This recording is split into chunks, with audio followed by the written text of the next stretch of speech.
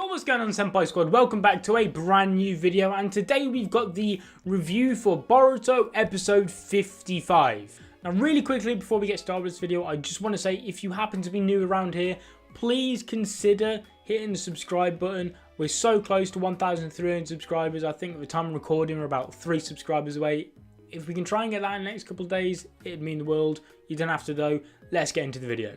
Now, as always, I need to say really quickly, big spoiler warning. I can't really do these reviews in as much detail as I'd like to without spoiling the episodes. If you haven't seen it already, I really do recommend you go back and watch it, pause this video, and then come back. So the episode starts out basically where the last episode ended, with the scientific ninja tech, and then we get the opening, and then all the new stuff comes after that. Starting off with Boruto sitting down with Sasuke, and Boruto asking, hey, I want to know more about my dad. And then Sasuke is trying to explain to Boruto all the interesting stuff, and Boruto's like, no. I want to know his weaknesses. Tell me his weaknesses. And then Sasuke's just like, if you want to know Naruto, don't learn about the Naruto that is now. You need to know about the Naruto of the past and how he overcame his weaknesses, because this little boy used to be full of them. He was a stereotypical weak ninja. And you can kind of tell that Boruto was actually quite blown away by this, because obviously he only knows Naruto is the 7th Hokage, the strongest ninja of all time. So he does not know anything about this regarding Naruto, and that's one thing I really hope they touch on. I do hope we get some nice flashback stuff. I hope we get a nice long arc, or at least chapter, episodes, something like that, where Boruto learns about, maybe just sitting down talking with Sasuke, learning about everything Naruto has been through. So we then get Sasuke talking to Konohamaru, and basically Sasuke saying to Konohamaru, we need to put in a notification because I'm now taking Boruto off you to become my student. I'm going to start training him. And then Konohamaru's telling him how, listen, that's fine by me. Boruto, I've never seen Boruto like this. It's obvious he looks up to you so much. The way he views you is completely different to the way he views Naruto. So I'm more than happy to let you train him, Sasuke. And then that was already fantastic, but there's just this one line Sasuke does, which is just so incredible. It's just one little line, but Sasuke turns away from Konohamaru, and he's saying, hey, listen, thanks for looking after Sarada for me, I appreciate it. And then he just teleports his ass out there. We then see pretty much all the teams training and preparing for the tuning exams. We see Sarada interact with Team Iwabe. I can't remember their sensei or what team number they are, but it's a team of Iwabe, Lee, and Denki. And they have a fun little confrontation when Iwabe's like, hey, you spying on us, Sarada? And Sarada's like, why should I? And that was a great confrontation, a great interaction between the two teams, or the team and the 1/3 of a team. I just love Iwabe. I really hope Iwabe comes into the manga soon. But this isn't about the manga. Iwabe is by far my favourite new gen character besides Mitsuki. So more Iwabe, the better. We then find out that Sumire is basically some sort of A-star rank stalker. She's basically telling her team how, like, oh yeah, if you want to beat Boruto, you got to do this, and if you want to beat Sarada, then you need to do this. And her team are like, hey, Sumire, you're kind of scaring us right now. Why do you know all of this? And then finally we see Ina Shikocho training with Temari, who is as ruthless as ever. She's a badass. I love her. She then tells them how, listen, Gaara's adopted son, Shiki, and his team are participating in this year's tuning exams. If you guys don't buckle up, you're going to get thrown around like a ragdoll. They're not the exact words, but we'll go with it.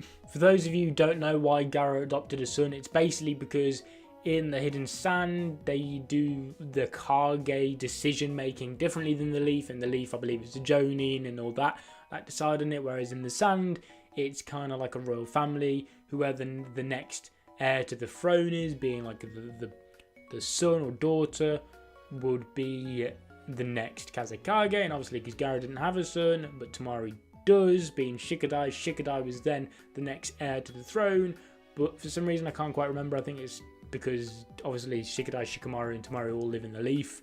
Gaara's like, listen, I'll adopt a son, and that's where Shinki came from. So Shinki is now, at this moment in time, heir to being the next Kazekage. Then we get some training with Boruto. It's cool to see Boruto training because we've not really seen him train at all, because at this moment all he's been is a prodigy. He's just learned everything instantly.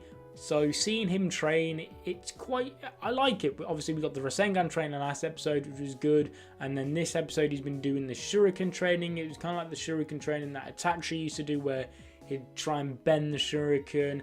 And we also got to see a bit of a foreshadowing. Obviously, if you guys have seen the movie, with the scientific ninja tech, he tries that green Shuriken, the one that just bends like 180 degrees, like some sort of mad boomerang.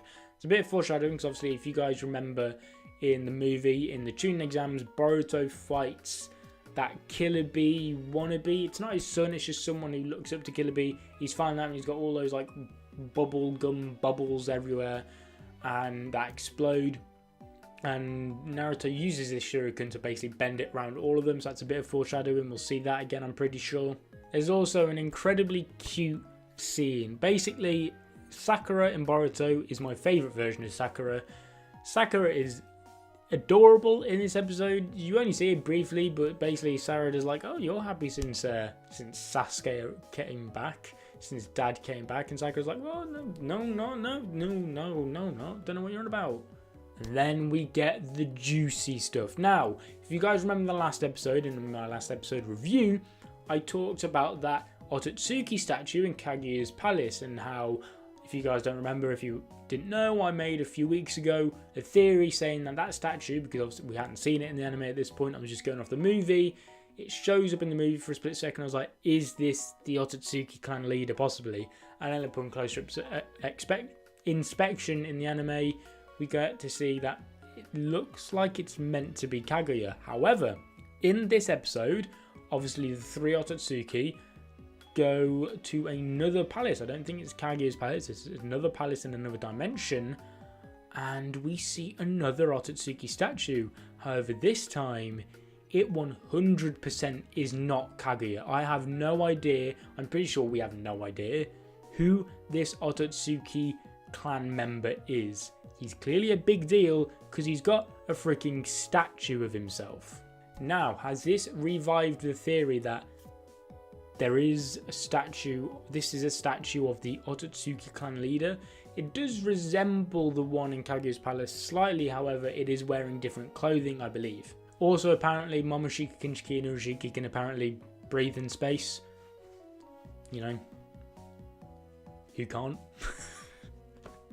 Urashiki also then tells us that there are two Jinchuriki, because basically they're trying to get the tree, I forgot the name of the tree, the chakra fruit, and Urashiki saying, oh, Kaguya put it on this planet and it dispersed into the nine-tailed beasts, and they put them inside of humans and called them Jinchuriki. And he's saying at the moment there are two Jinchuriki, and that is Killer Bee, the eight tails, and Naruto of the nine tails. So we now know they are the only two Jinchuriki around right now.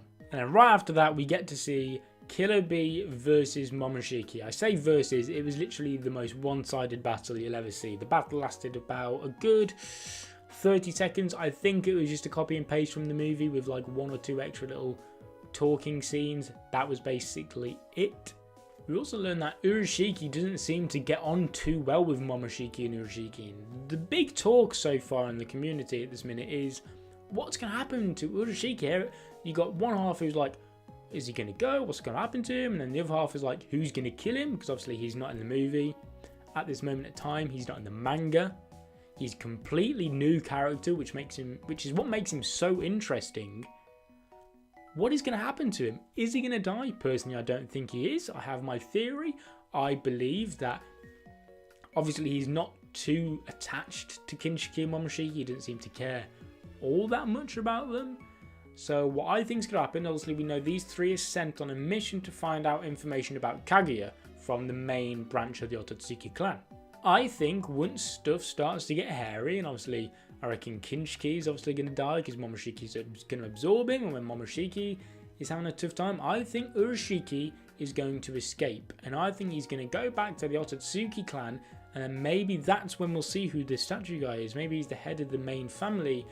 I think he'll relay back to him what's the situation with Kaguya and complete his mission. I don't think Urashiki's going to die. Personally, I think Urashiki might even be as strong, or maybe even stronger, than base form Momoshiki. And then finally we get to see Gaara talking to Shukaku, and Shukaku's like, hey, I've just lost contact with the Eight Tails, something has definitely happened. Which, by the way, Urashiki said there was only 2 Jinchuriki. How was Gaara talking to Shukaku? I'm not too sure. Is Gaara a Jinchuriki again? Who knows? And basically the episode preview is the official start now with the tuning exam. We get to see the first round, some new characters. There are 3 hidden cloud ninja, I think they were, who genuinely look like they've just been ripped out of a horror movie, especially this one I've put on the screen now. He looks terrifying. These guys, I reckon, are going to be like Boruto's version of the sound ninja. Thank you guys so much for watching this video. If you enjoyed, make sure to smash the like button, subscribe if you're not already, and I'll see you guys in another video. But until then, peace. This episode gets 8 out of 10. See you next time.